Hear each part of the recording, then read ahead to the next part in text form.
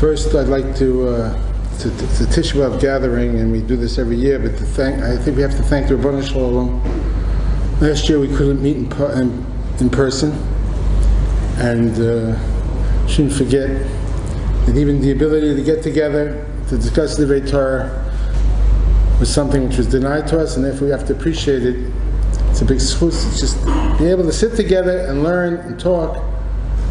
Unfortunately, it's for Tisha B'Av, but it's the principle is the same. The dinim of Tisha B'Av, the truth is, the 3 weeks culminates with Tisha B'Av. It's a time of avelut, of mourning, and we start with first we don't have music. Then we don't have haircuts. In the last 9 days, then we don't wash, and we limit the usage of our clothing until on Tisha B'Av itself we sit on the floor, no washing at all. It says the Rambam, "Kemeso mutal lefanav," like a dead person in front of one. These are like the dinim of avelos. Just like God forbid we should have to be novel for one of our krovim. We're on Oval. We're mourning the Beis Hamikdash, and it's interesting. Rabbi Jakobson says that the loss of the Beis Hamikdash is similar to the death of a person. He says, first the Ruach left the Beis Hamikdash. As we know, when Titus came into the Beis Hamikdash, he was already ground. Chazal call it, he was coming in and it was ground up already. Chazal say it's because we had sinned, but it was ground up. The Ruach had left already, and then he came and destroyed the physical structure. So too, Lo Aleinu, a person passes away, first his Ruach leaves, and then the body decays. And interestingly enough, he makes the following point. We all know there's a thing called the loose bone. The loose bone is a bone which we say, even after a person passes away and he's in the kever, never disintegrates. And it's from that loose bone that a person will be zachet to tchiyas hamesim, God willing. The goof will be able to reconnect, mikayach the loose bone, and he will be zachet to a new goof in tchiyas hamesim, in the revival of the dead.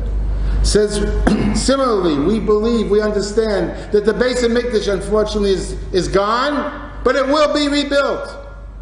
That's part and parcel of why we're here today. Why do we do this every year? Every year we review the same thing. Every year. Why don't we give up? Why don't we say, had it? Enough of this not doing laundry. Although for Bachram not bringing me a pleasure. I mean, you got to know what people call pleasure in this world. Okay? Maybe for the Bachram they talk looking forward to this period. For most of us, not doing laundry is inui. Not wearing fresh clothes is inui. Sitting on the floor is Mesa Mutal Afanav.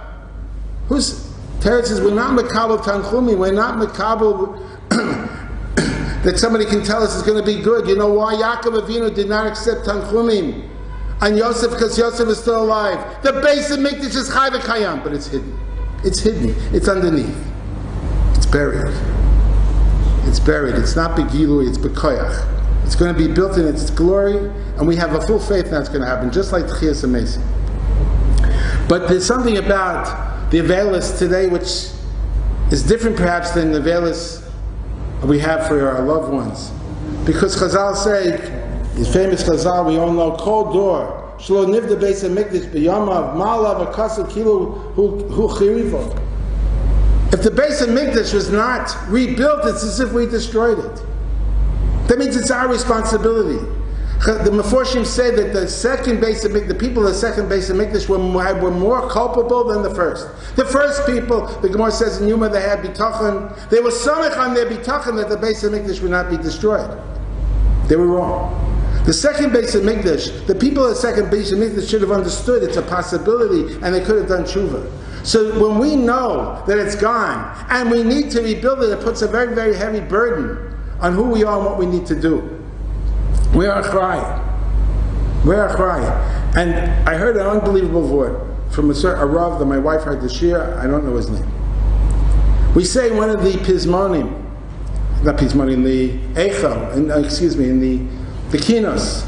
In the Kinos we say, Ketzeitze mi Mitzrayim, Kain Tzeitze mi Yerushalayim. When we compare the going out of Mitzrayim and the going out of Yerushalayim. That's one of the Kinos that we said this morning. So he said as follows, he said a more indicavot. They're very similar. First of all, we know the first day of Pesach always falls out the same day as Tisha B'Av. You come in a Pesach Seder, you have to know that you're leaving Mitzrayim. He said the following vort. We have to understand that the base of Mikdash Rockmill is being destroyed today. We have to picture with our minds. Down the street, the fire engines, people running, people screaming, hordes of non-Jews destroying the base of Mikdash, flames. Right now, this very moment. Right now, it's happening again. Kitzetzim in Mitzrayim. We're reliving it. We're reliving it. We have to understand it's happening right now. When we say Kilu Charav, it's being Nechrav. How would we react then? Would we sit so solemnly back and just quietly sit? Or how much of a Bahala will we be in? And how much would we want to cry for our loss? But that's all ki'ilu. We have to work on ourselves. We have to work on ourselves to somehow relate to that madrega. We have to come to that madrega. So, as the Rambam says, in Hilchos Tainis, that all the Tainios, particularly Tisha B'Av, we are sinning, he says, the same way our forefathers sinned, and that's the cause of the Tainus. And that's why we have to have a Tainus, and that's why it's necessary for us to do tshuva and reflect on who we are and what we're doing. So it behooves us, and I'm sure others have spoken and others will, to go back to the sources on the simple points. But I think this year I'd like to point out something which I think we have to hear very strongly. We know that there are two sets of klolos, there are two sets of curses in the Torah. Bechukosai Telechu is the first base of Mikdash. First base of Mikdash, as the Ramban learns, it's going on the first golus, and the klolos in Mishnah Torah are going on the second golus. And I'd like to point out to you, and we're going to go through this carefully, that these psukim do not just speak about a particular avera. Chazal tell us particular averas. We know the first base of Mikdash was destroyed because of the three cardinal averas. And we know Ama'av Da'aretz B'chot Shelo Barucha B'Torah Techila. And we know the second base of Mikdash is seen as Chinam. But if you look at the psukim, we have to understand there's much more at stake here. It's called a mindset. It's called an attitude. It's called a lifestyle. It's called our lives. It's not just a question of this avera, that avera, this avera. Bechukosai Telechu. The first klolos atali on Bechukosai, you shall walk in my ways. Chazal say it means Amelas B'Torah. But that's not how it's phrased. It's phrased Bechukosai, you should go in my ways. Chazal tights up. They understand that to mean Amelas B'Torah. But that's the way we're meant to go. That's supposed to be where we're going, what we're doing, what our lives are about. And if we don't, in Lo Tishmu Li, the consequences. Amelas B'Torah. Rabbi Yerucham makes a very interesting point. A person could say, well, why do I have to have Amelas B'Torah? Why doesn't the Torah just say, give me the mitzvah Talmud Torah over here. Learn a lot of Torah. What's Amelas B'Torah? Why dafka Amelas? Amelas means toil. Why dafka toiling in Torah? What's the pshat? I'll know it, I'll learn it. So Rabbi Yerucham says like this. He says, you have to understand that Torah is not like any other chachma in the world. That's not similar to any other chachma. It's a metzius. It's a reality unto itself. Torah is not just chachma. It's a reality which we have to relate to. And in that reality, there has conditions. There are 48 ways that the Torah is nickness. 48 ways. You're looking Pirkei Avos.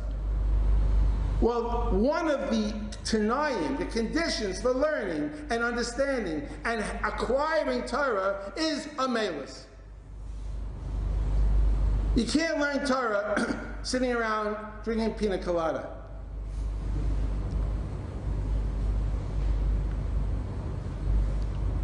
I found a kosher in the store, but it's not the real deal, if anybody wants to know. But that's not how to learn. You're not going to learn that way. Amelis b'Torah is a tanai. It's a condition. It's a condition. When you're learning, you have to be amol. By the way, this goes for anybody. Those who learn full day and those who learn part of the day and those who come home at night and go to a shir. Amol b'Torah. If you're not amol, that's a condition for the acquisition of Torah. Because Torah is it's not just wisdom. It's not just some sort of chachma that you understand it, you know it, and it's good. You have to acquire it. It has tanayim. That's point number one he makes. Point number two is like this. Why amol? Why so much amol? Why do we have to work so hard? I mean, okay, it says it, but why? Why does Hashem make it so hard? You know, we look at this, I gotta break my back, I gotta stay up late, I gotta get up early, gotta work so hard, why? Why is it so hard?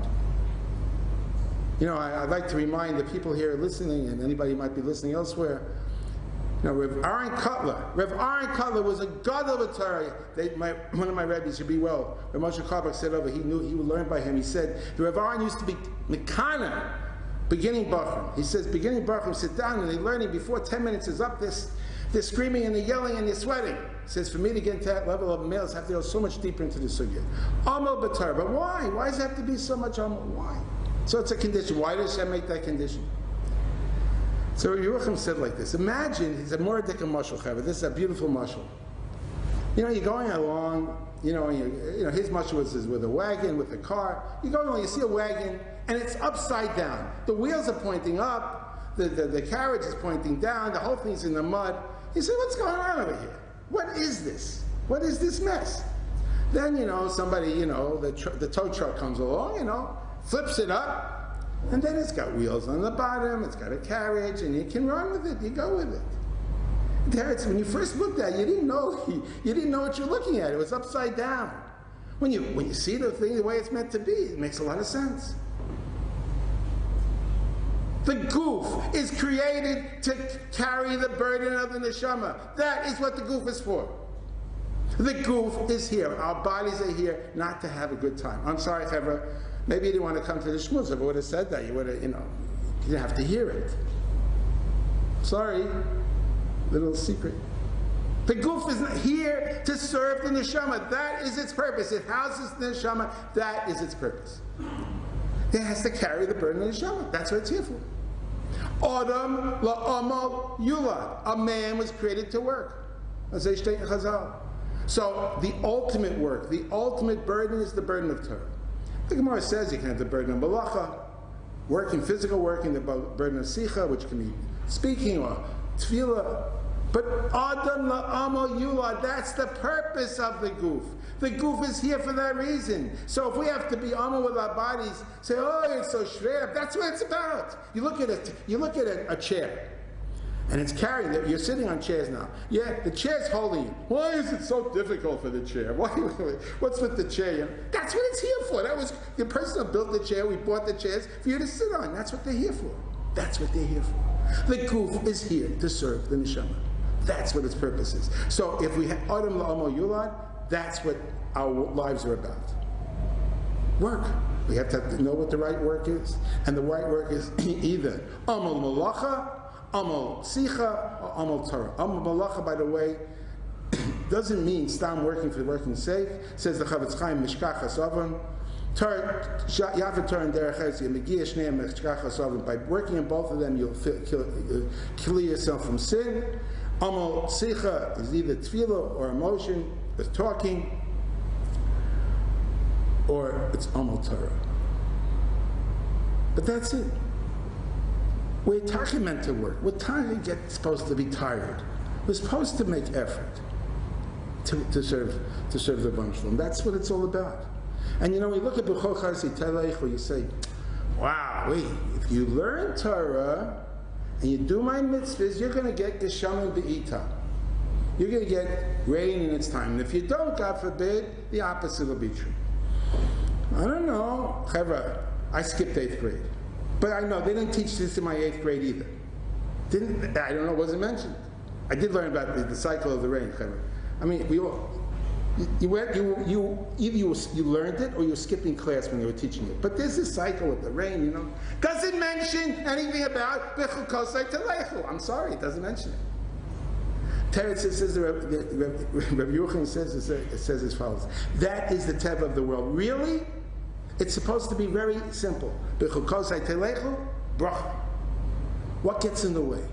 Averis, chatoyim. Asor Shaba'isa, it's interesting. The Sor Shaba'isa, what's the Yetzer Hara called? The leavening in the bread. It's the thing that makes it rise. It makes it take time. Before the sin of Adam Rishon, everything blew and it blossomed immediately. Everything happened immediately. The world is here. It's supposed to give us its Paris immediate. But Chet got in the way. But that's the Teva of the world. There is the Teva. The Teva is. The real Teva is, if we do the Ratzon of Hashem, we keep the mitzvahs the way we're meant to, we'll have bracha. Now, along this line, we know that the first golus, Ma Avda Aretz, which really falls into line with this, Ma Avda Aretz, Shelo Baruch B'Torah Techila. They didn't make a blessing in Torah Techila, which is difficult to understand. It says all the Nevi'im, the Chachamim are looking, they didn't understand what was going wrong, and they said, but they weren't making a blessing in Torah Techila. They skipped the blessing. So there's a famous Rabbi Yonah over there. He says that the Torah wasn't chashiv in their eyes. They learned it for the wrong reasons. I just like to emphasize, we make a bracha every morning. I'd like to think so. What do we speak about? La'asok b'divrei Torah. We have to be Isaac in divrei Torah. Isaac. What does Isaac mean? Involvement. Spoken it out before. We have to remind ourselves. A person gets up in the morning, goes to shul, goes to daven, wherever he goes. He goes to the shir, he doesn't go to the shir, he goes out, he goes to business, he goes to work, he does whatever he's doing. He davens 7 o'clock in the morning, 8 o'clock he's finished, 9 o'clock he's finished, he goes out, he's busy, 4 o'clock in the afternoon, he sits down, he goes to shir. 5 o'clock he sits, that night he goes to shir. Does he make a new brechas of Torah? No. Why not? It should be like a Suda. You have a Hesach Hadas. Says the famous Rosh, Chaim Volozhin brings down the Rosh says, that a person, a Yid, is always thinking about how he's going to come back to learn.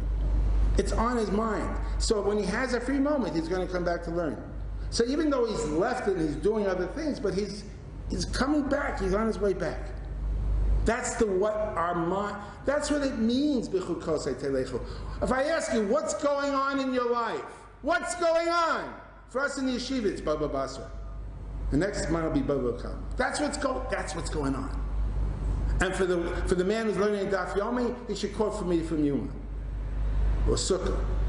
That's what's happening. That's what's happening. That's all that's happening. That's what's on his head. That's what he's waiting to do. I goes to business. I has a lot of things to take care of, for sure.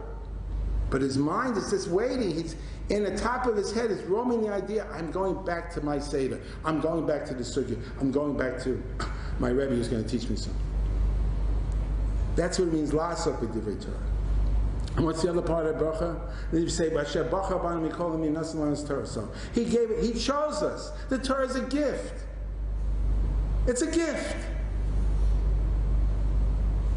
You know, today's world, I don't think it's so difficult to understand how lucky we are to have the Torah. Just read what goes on. The absurdity of it's beyond. But He chose us among all the nations. We have a life. We have what to do with ourselves. We have where to go. We have a guide. But say make it sweet in our lips and make it sweet for our children. This is what we want for our children. We don't want, well, you know, we all want our children to have, you know, a nice parnasa, right? But that's not what we're davening for. We're davening that they should be able to have sweetness of Torah in their lips. May the sweetness of Torah be in their lips and their children's lips and this is what it's about. Chevra, you want to know what your life's about? This is what it's about. This is what it means, Bechul Kosei Telechu. Having a Torah is the way we perform it, but it means, what are we, in English, what are we on about? Where's our head at? What's important to us? What do we really care about? What's our lives about? What are we trying to accomplish? Now, for sure, people do a lot of things. I don't know, oversimplifies life, but That's what it means. That's Aleph. Base. The second clause are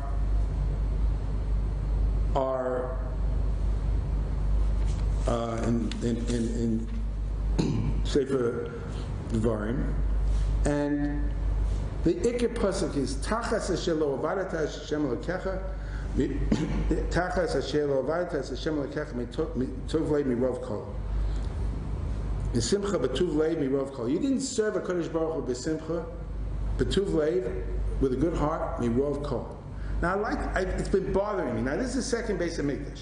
Remember, Chazal say the second base of Mikdash was Sinas Chinam. Let's understand this for me. I want you to think with me. Imagine. Now this doesn't say in the pasuk here that this person doesn't believe in Torah. This person's a religious man. Doesn't say he's not religious. Doesn't mean he's kofar, God forbidding the Kodesh Baruch Hu. Doesn't mean he doesn't go to shul. Doesn't mean he doesn't keep the mitzvahs. That's not what it says here. It says one thing: Asher lo avaratas Hashem Elokecha b'simcha, with joy, b'tuv leva, with a good heart, mirov kol. Rov kol means abundance. You had what you needed. You had what you needed. You were good. The Gashmiya situation was good. Mirov kol. So I'm asking myself, think with me. Now this is a really rhetorical question, but I want us to ponder. If a person has everything he needs, he has all the food he needs, he has all the clothing, he has a roof, he has a house, he has a place to live, he has a transportation, what we call life. He has everything. Rov kol. So why would a person not serve a Kodesh Baruch Hu b'simcha? What's missing? What's the problem? Gewaldik. And that's what happened. And that's the second base of Mikdash, and that is closest to us, and that's what we need to be misachim. What's missing? What's missing, Chevra? I'll tell you what's missing. Think about it. The teretz is, he has Rov Kol. He feels he is a chasser. He's lacking. He's got everything. No. Rabbi Rockmill, you're living in the past. You're a dinosaur. You live with those ideals. Come on, man. You don't know what the world's about. Sure I have, but I want this, and I need that. I want this, and I want that. The Vilna Gaon says that Chemda is the shoresh of all Averis. And Chemda is the shoresh, is the last of the Seres Adibros, and it's a source of all Sinas Chinam. So, Pashit Chemda, if a person has Chemda, you have one, you want two, you're not happy. And let's remind ourselves. I live in what I would like to say is a very religious area. Why they let me in? It was a mistake. Because I live in a very religious area. I get at least 10 leaflets a week about how to buy and spend my money. 10, and it may be 12, maybe 15, and they're all thick. Advertisement. Clothing, collection, this, new, buy, this, buy. And I have nothing against people trying to make a living. I have nothing against the stores. I have nothing against the people advertising. But what's it saying to me? You're missing something. You don't have this. You don't have that. When a person gets that in his mind, that he thinks that these things are going to satisfy him, so what happens? He goes and he gets them, and he feels he's just as unhappy he was before. And this goes for all the, you have your computer, right? So it has Windows 2009, 2012, 2018, 2000, and then he changes every, and if you don't have it, you're not with it. Now I'm not saying these new things don't make our lives a little easier, perhaps, more convenient, but happiness it won't be. And real simcha zachayim it doesn't bring. If it's convenient, if you need it, you use it. But that's not going to bring Simcha Zachayim, and it won't bring Simcha Zachayim to go on a trip to Alaska to see the polar bears. I have nothing against polar bears. I think it might be even fascinating. But I don't think that's where you find Simcha Zachayim. And if you do, it becomes very frustrating because you go and then you feel the same. However, I made it out to the Grand Canyon once. It's beautiful. Okay, after 10 minutes, I was ready to leave. It is awesome. Okay, next. If a person feels like he's a chaser, then he's never satisfied, and memela, even if he has everything, he's not going to be besimcha. Simcha comes. Ezu Osher Samayach Bechelko. Ezu Osher Samayach Bechelko. These words are extremely important. Who is the rich man? The man who is happy with his lot. Now, we all understand that's talking about money, but it goes far, far beyond money. How is it, this individual I was speaking before, he's missing, he wants to get a new car, he wants to get a new house, he wants to get, the new gadgets, the new technology, he needs everything. Why? Well, you see, there is a premise here. The premise is that he believes in the Rebbeinu Shalom. Now, it's not just he believes in the Rebbeinu Shalom. You have to have bitachon in the Rebbeinu Shalom. You see, this is a little bit of a catch, and this is where it's all at. If we would really have bitachon, if we would really have trust that HaKadosh Baruch Hu gives every one of us exactly what he needs, meaning, right now, everything that each one of us has is exactly what is fine-tuned for him. That's what Hashem thinks is best. Mamela, we really believe that, and we really live that way, there'd be no room for kina, and there would be no room for sina. We wouldn't have to be jealous of anybody, and we wouldn't have any hatred, because we're good, we have what we need. But if a person is missing that kind of an understanding, if we don't understand that the Eibush is giving everyone exactly what we need, so there's room for a lot of frustration. And we seek, and we think we're going to fill ourselves up in a way which will not satiate at all. It starts with a very simple, but a very basic level of bitachon. Bitachon doesn't just mean that, on bitachon, what's going to happen, Hashem takes care of us. That's true. But everything we have, everything that's happening, right now this gathering, think here, who's ever sitting here, who's ever listening online, whoever will listen, it's all the Eibushter's got this all worked out. It's true, we use our free will. But then what happens, L'maisa, in this world? The fact that the mic is working. 2 years ago, 3 years ago, it didn't work. It's all Min HaShamayim. But this is all planned out. HaKadosh Baruch Hu knows what each one of us needs. If we have that ingrained, that bitachon would be in our minds, there wouldn't be any room for sina, no room for kina. We'd be happy. We would have that simcha sochayim. We need that simcha sochayim.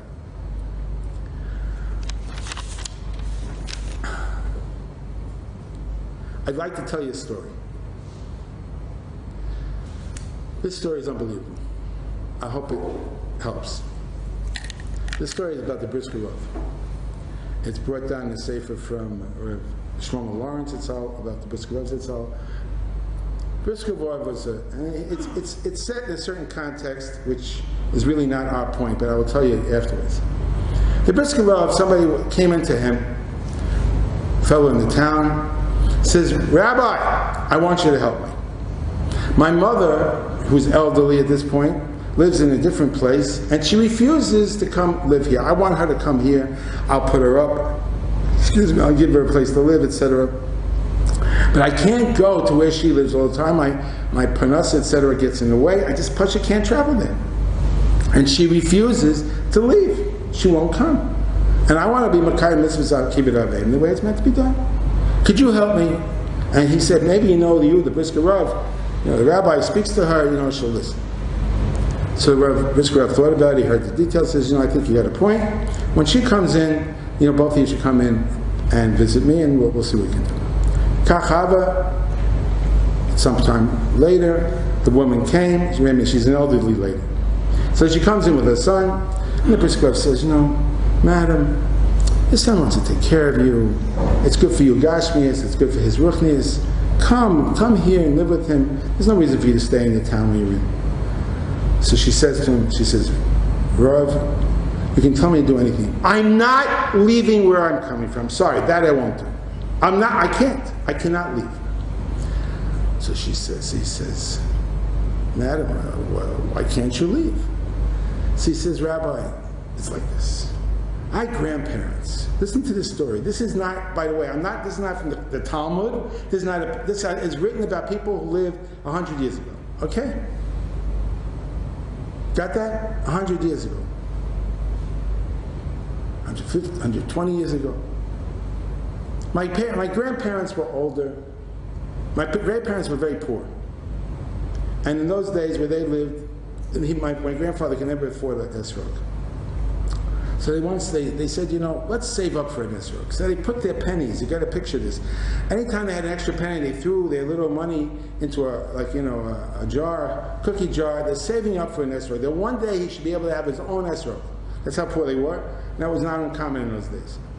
So after years go by, 10, 20 years, not exactly how long, they're really an older couple. So they take the kufsa, they take this jar with their money, and they go to Vilna.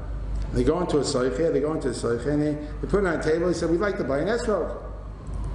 See, he counts out the money, and he says, in all due respect, I'm sorry, but this is not enough even for one esrog.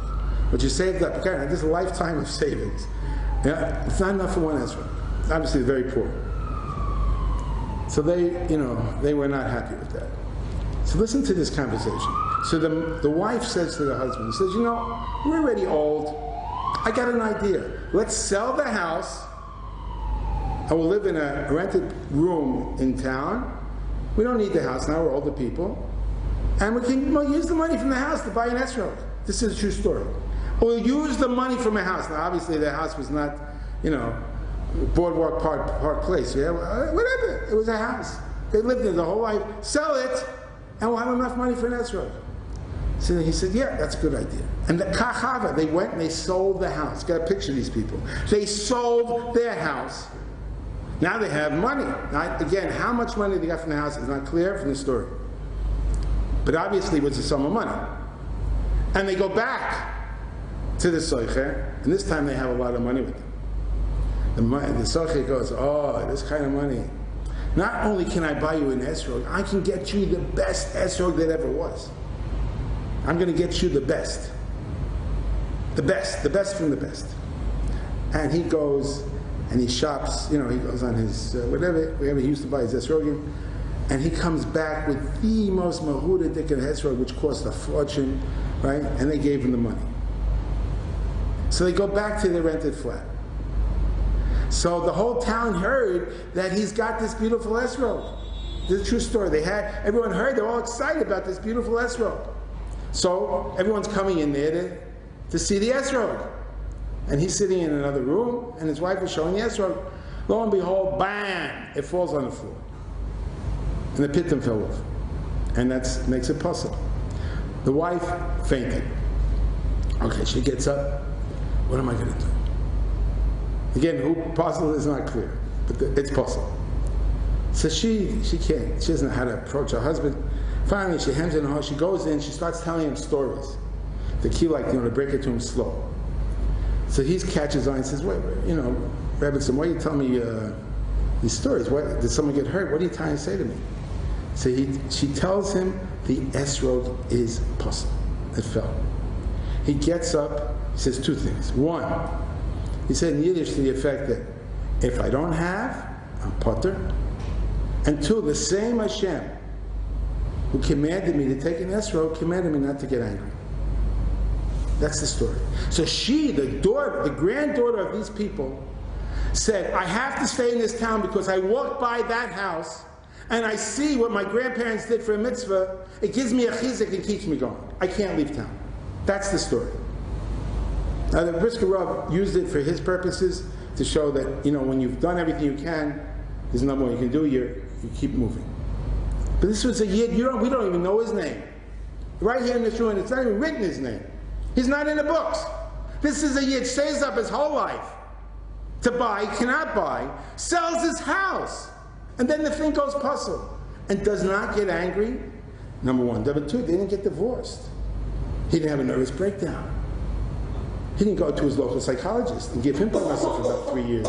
What happened to my life? My esrog? My money? It's all lost. That's not in the story. Because it didn't happen. He went quiet. The same, that's a person who's Somayach Bechalko.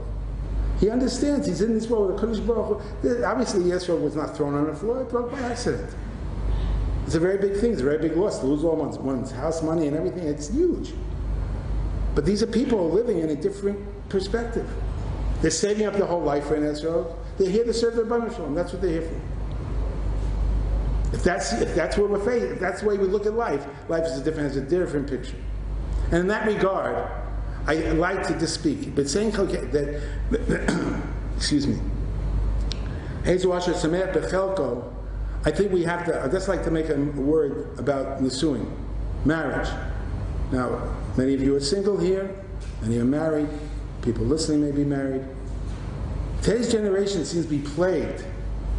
Seems from what I hear from others and that people have a lot of problems in Shalom Bayis today, and divorce is very common, or more common than it used to be, and it's bothering Rabbanim people. It's an issue. It's become an issue. Where does it come from? Teretz is. I'm not sure there are people who are not. Well, we're not going to go into every case. I want to quote to you. I'm going to tell you where I found the Rabbi Yerucham on this. I'm telling you, I can't say it verbatim because I couldn't Xerox it. By the way, Xerox is an old world for people before the flood. Before that, actually, the Xerox. Remember we used to Xerox things? Anyhow, but Kitzah, it says as follows. Rabbi Yerucham says, it says in the Torah, if a person finds matzah but erves davar, lo matzah chen beinav, he divorces his wife. Machlekes, Beis Shammai, Beis Hillel.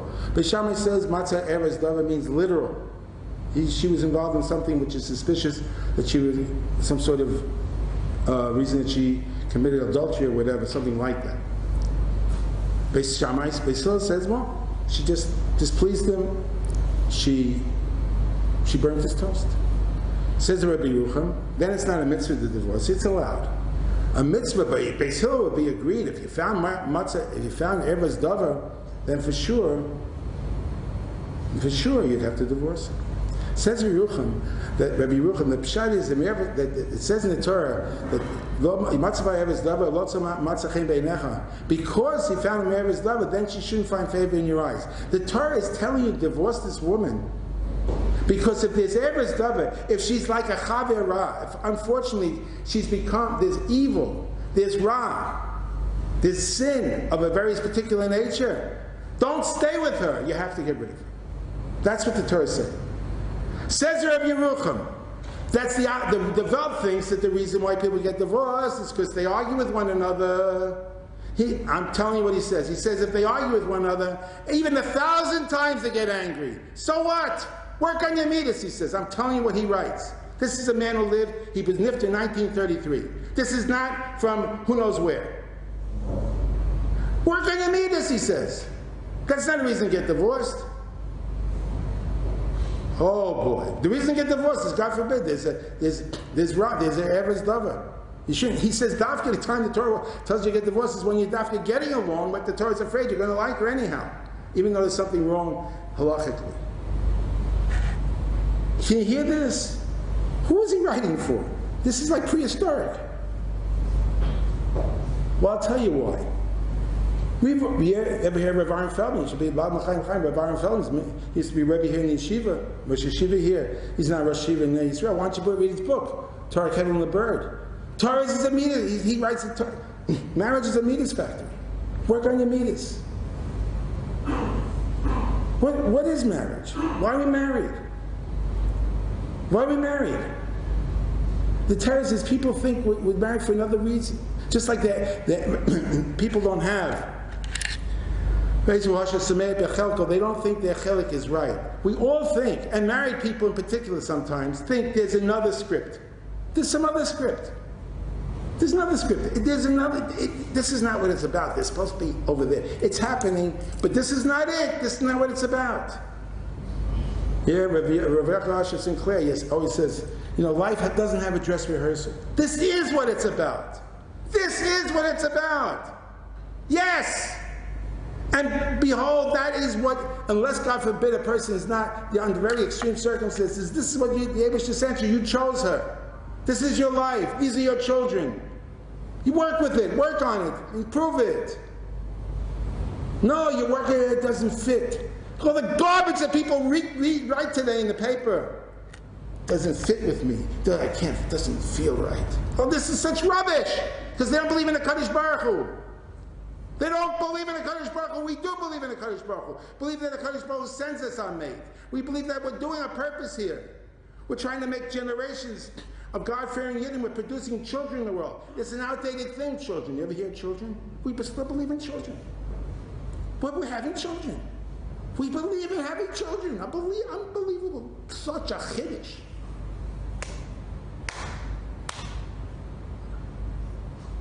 We believe in it because we're doing something. Doesn't fit. One of the richest men in the world now is getting divorced from his wife. It's not working. After 25 years of marriage, what's going on here? Shouldn't talk about him, right? We want some tzedakah, right? It's wrong. Because it's based on me, instead of us and the Kadosh Baruch Hu and what we're doing in this world. And working on our midas. And tolerating and working together with somebody and helping them with their midas.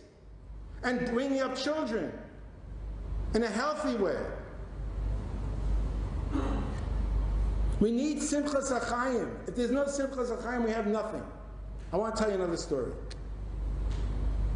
Yeah, Rabbi Jakobson, who deals with, I think he still should be well, I think he's still alive, deals with students who are having a hard time here in Eretz Yisrael. He once said over the following story. He said, there was a couple, I believe they were Russian, but it's immaterial. They were already working, they had parnasa, they were Baalei Tshuva. They gave up their parnasa and they go and he goes to sit to learn Torah. So they were mostly nefesh for Torah. They were, and he sat in a certain town, like down south somewhere, really, really dedicated their lives. The kid, they have a child, he grows up, he's 15 years old, all he can think about is money. So Rabbi Jakobson got involved, and the upshot was that Rabbi Jakobson discovered that what happened, and when every time the man came home at night, they used to speak about money. Because the kids would hear all the talk about money, because they didn't have any money, and it was topic of discussion in the home. And Mamela, that is something that was ingrained in their son, and the son picked up the chitzonius of their house and didn't pick up the panimis. That's, in short, that's what he said over. Which is, that we have to give to our children. They don't necessarily read the panimis of what's going on. But I'd like to add something. He didn't say it. And chas v'shalom, I don't know the people. But I think that we have to understand, if we're going to live a life of Torah, it's got to have simchas HaChaim. If there's no simcha, if there's no joy, if there's no respect, if there's no honor for what we're doing, for our partner, if it's just all frustration, where do you expect it to go? Where's it supposed to lead? Where's it meant to lead? I'd like to end off with the following thought. We said in the beginning that we are, every generation that the Beis HaMikdash is not built, it's like we have destroyed it, that generation has destroyed it. And the Meforshim explain that the Bach and Shulchan Aruch and Nefesh HaChaim and all, they explain that really, inside of a man, we have our own Heichal. We have our own Mikdash. Our Makshavas, our Dibor, our deeds, all act not only in higher worlds, but within our own spiritual unit, that we should become like a Mikdash, that we should become like a Heichal, that we should, our minds should be like the Kodesh HaKadoshim. So to a certain extent, just like the Beis HaMikdash outside, unfortunately is gone, so our own Beis HaMikdash has been submerged also. That, our Mikdash, the Heichal within us, the ability to be a receptacle for Rabbanu Shalom is missing. Now I want to ask you a question. Rhetorical question. Look, many people serve the Kodesh Baruch Hu, a lot of Torah being learned, people daven 3 times a day, they go, they daven, they learn, they do chesed, believe in heart, there's a tremendous amount of chesed being done in the world today. But people are trying. Yet, the Beis HaMikdash is hidden. What's missing? Very simple point. What's missing is the glory of a Kodesh Baruch Hu. The covet of Hashem is missing. If you look at the Rambam says the 5 things happened on Tisha B'Av. One of them is the destruction of Beitar. The destruction of Beitar, he says, I had a gathering of Chachamim. They thought that Bar Chokhmah was going to be Mashiach. There was like tremendous Jewish existence and was destroyed. And he said it was like the destruction of Beis Mikdash. That means the cover, the honor of Klal Yisrael, and the chil of Hashem was comparable to the destruction of Hashem, of the Beis Mikdash. What that means, the glory of Hashem is not being expressed in this world. If we would have a Beis Mikdash, the world would be shining with the radiance of a Kodesh Baruch Hu. It's missing. It's not Begolo. It's all Behesta. We do daven. We do learn. But we're in Golas. We're in Golas. It's hidden. We're at Tachas Olam. It's hidden. We're waiting for that to be revealed. I think, in line with what I was saying before, that we have to try to be Megala, our own little mikdash within us. Now, that means not just to do the mitzvahs and to learn the Torah and to daven. We have to be, I said before, happy. We have to be proud. We have to have a certain sense of honor, glory, that we are able to do those mitzvahs. We make a bracha every morning, Shalom Asani Goy. We make a bracha, Shalom Asani Goy. We don't have to spend our whole lives imitating the Umas Ha'olam, following their fashions, following their cars, following their dress, following their habits, what they do and where they go. Shalom Asani Goy. I have to be proud and happy. And I don't mean an external, I'm not looking for the revival of the JDL over here. It's not my point. It's not the JDL, and I'm not talking about, Kochem Botziyadi, showing ourselves off to the Ummah Soul. That's not what I'm talking about. I'm talking about an inner pride, an inner glory, an inner satisfaction that we're Yidden, that this is what our lives are. To be happy, not just be happy, be proud inside. Baruch Hashem, Shalom Asani Goy. Baruch Hashem, I get to learn Torah. Baruch Hashem, I can sit here in Yerushalayim. Baruch Hashem, I have a life which has meaning.